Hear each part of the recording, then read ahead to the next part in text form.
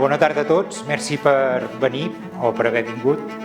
Ja tots ens coneixem, soc en Manel, i l'exposició d'aquest any és tota una col·lecció de fotografies, el que se'n diu fotografia argèntica o analògica, es diu argèntica perquè totes les fotografies porten plata.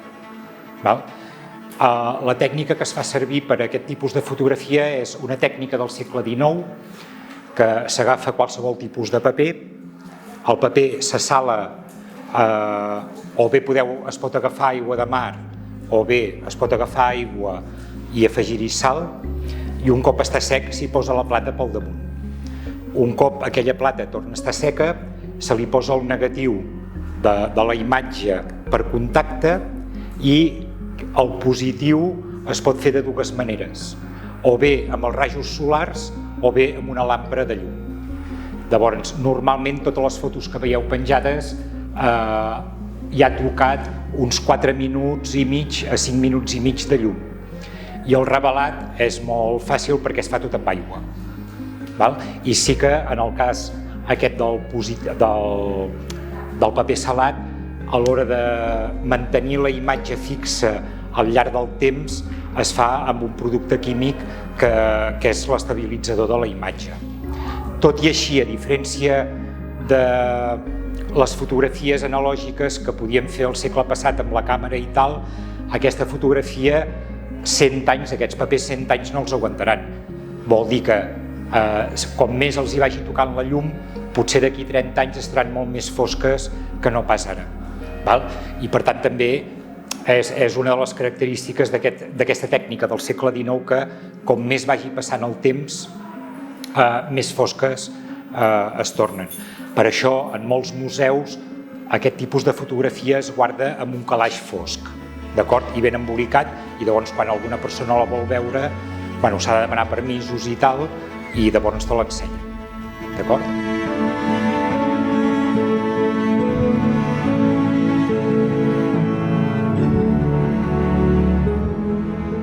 Una altra de les coses que a mi m'agrada molt treballar són els diversos papers. Totes les fotos aquestes, les que estan penjades, el paper és un paper de Belles Arts de la marca Hahnemühle que en aquest cas només el puc comprar a Madrid. En lloc més d'Espanya venen aquest paper o si no hi ha, evidentment per internet, a França o a Alemanya. És un paper molt i molt car però que permet treballar processos analògics del segle XIX o pictòrics també. En canvi, els papers que podeu veure allà penjats i que formen part també d'aquestes fotografies en marc és un paper fet a mà de 100% cotó i està fet al sud de la Índia.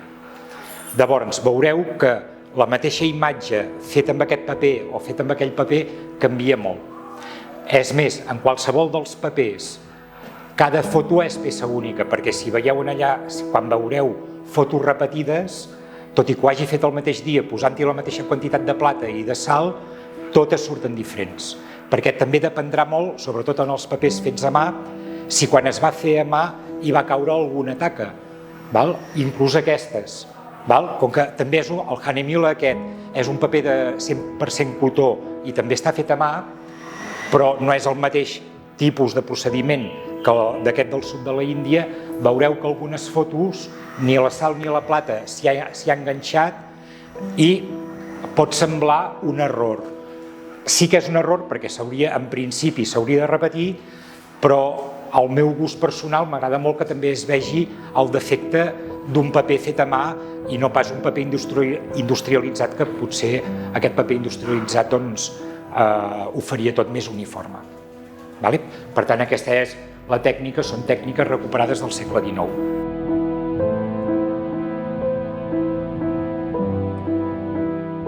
Com us he dit abans, també el tipus de paper, que el tipus de paper sempre me canviarà el resultat, però sobretot la lentitud. La lentitud que comporta fer una sola imatge d'aquestes, que una sola imatge d'aquestes pot tenir un temps d'unes 5 o 6 hores per poder-la positivar, perquè has d'esperar que la sal s'assequi, que l'aigua amb sal s'assequi, que la plata s'assequi, dies de moltíssima humitat costa molt més de secar, comporta que el paper es vagi ennegrint i per tant la foto també sortirà més fosca.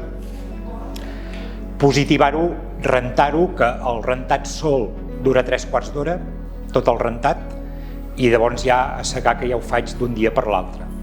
D'acord? Per tant, també es treballa molt la lentitud. En aquest cas, l'exposició, hem enllavat un terme de l'anglès, que és still life, que sense coma vol dir natura morta o bodegón. Amb la fotografia, qualsevol foto que tinguem de nosaltres o d'unes vacances que hem passat i tal, sempre representa una mort. Una mort bàsicament perquè aquell instant ja no el podrem repetir. I normalment representa també una certa resurrecció, perquè quan estem mirant fotos, potser de fa 30 anys, que hi trobem allà persones que ja no hi són, dius, ostres, aquest era, que si el meu pare, que si un familiar, que si un amic. Per tant, poso en qüestionament la fotografia, fins a quin punt la fotografia pot representar una cosa en vida.